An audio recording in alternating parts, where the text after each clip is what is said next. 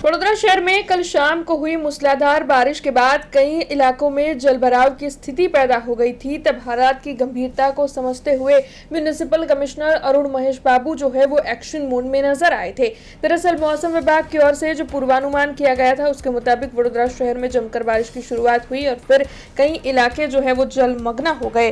भारी बारिश के बाद municipal commissioner Arun Mahesh Babu city command and control centre पहुंचे, जहां पर उन्होंने शहर के विभिन्न इलाकों में लगाए गए सीसीटीवी कैमरों के माध्यम से जलभराव की स्थिति की समीक्षा की।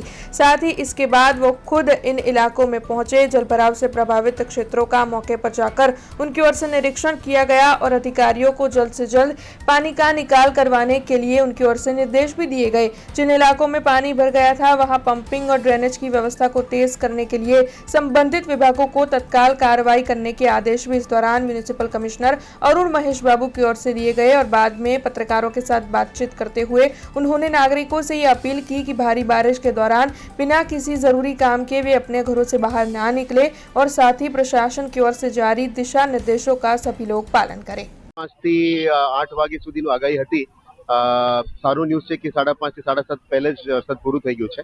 આપણા માટે પણ સારું ન્યૂઝ છે કે અમારા તમામ એપીએસ ચાલુ છે। એક સુભાનપુરા લાઈન ડાઉન છે, આ સિવાય તમામ એપીએસ અત્યારે ચાલુ છે, એટલે 73 લાઇન્સ ચાલુ છે। એટલે આપ જોઈ શકો છો કે જૂના વોલ્ડ વિસ્તારમાંથી પણ મોટાભાગમાં આપણા સ્ટ્રોમ વોટર ડ્રેનેજ અને ડ્રેનેજ લાઇનમાંથી પાણી નીકળી રહ્યા છે। એટલે જેટલા પણ કચરો છે એ પણ સવારે પણ અમે સાફ કર્યા હતા, જેથી કરીને અત્યારે પાણી ફ્રીલી નીકળી ગયું છે।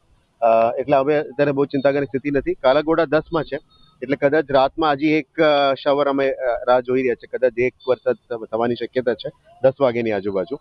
એ થશે તો જ કદાચ કાલાઘોડા 12 સુધી આવે અને આજવા અત્યારે 209 છે, એટલે મેક્સિમમ 210.3 સુધી જવાનું અમારે એક્સપેક્ટેશન છે। આના પછી મેજર ફોરકાસ્ટ નથી આપણા માટે। કાલે જે પણ વરસાદ હશે એ રૂરલમાં હશે, એટલે આ વખતે પીવાનું પાણીનું આપણે જે સમસ્યા છે મોટા ભાગમાં હલ થઈ જશે અને અત્યારે વિશ્વામિત્રીમાં પણ લેવલ નોર્મલ છે, એટલે ચિંતા નથી। એક જ અપીલ છે, અત્યારે અમે ઓલ્ડ સિટીમાં ઘણા બધા બાળકો રમતા જોયા, એ બધાને અમે રિક્વેસ્ટ કરીએ છીએ। અમે પણ અત્યારે અલર્ટ સિસ્ટમ્સ પીએ સિસ્ટમથી અનાઉન્સ કરી રહ્યા છે, બધા ઘરે જવા માટે અમને રિક્વેસ્ટ કરી રહ્યા છે। પણ એ જ પ્રાર્થના કે કઈ સમસ્યા ના બને અને આજ રાતનું એક નાનું શાવર છે એ પણ નીકળી જાય તો પછી આપણા માટે રાહતની વાત વડોદરા માટે છે। અમે અત્યારે ચારો ડેપ્ટી કમિશનર્સની અંદર ટીમ તો રેડી છે, ક્યુઆરટી ટીમ્સ પણ એક્ટિવ છે અને આપણે યુસીડીના લગભગ 14 શેલ્ટર્સ પણ રેડી રાખ્યા છે। અમે જમવાનું વ્યવસ્થા માટે પણ અલગ અલગ એનજીઓસ અને અમારું પોતાની વ્યવસ્થા પણ કરી રાખ્યું છે। અત્યારે કોઈ પણ એક પણ વ્યક્તિને અમે સ્થળાંતર કર્યા નથી। કદાચ એવું કરવું પડે તો અમારા માટે સિસ્ટમ્સ રેડી છે અને આપણા સ્કૂલ્સ, આપણા પ્રાથમિક શિક્ષણ સમિતિના સ્કૂલ્સ પણ છે, પ્રાઇવેટ સ્કૂલ્સને પણ કહી રાખ્યું છે।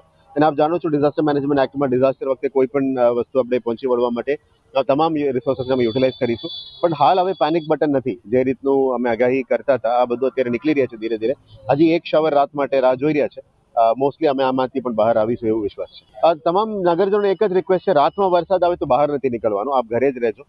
અમારું ટીમ તો ફિલ્ડમાં કામ માટે બહાર હોય, અધરવાઇઝ પમ્પિંગ સ્ટેશન મોનિટરિંગમાં હોય, અધરવાઇઝ સેનેટરી ટીમ સવારે વહેલા ફરી નીકળીને સાફ સફાઈમાં લાગ્યા હશે।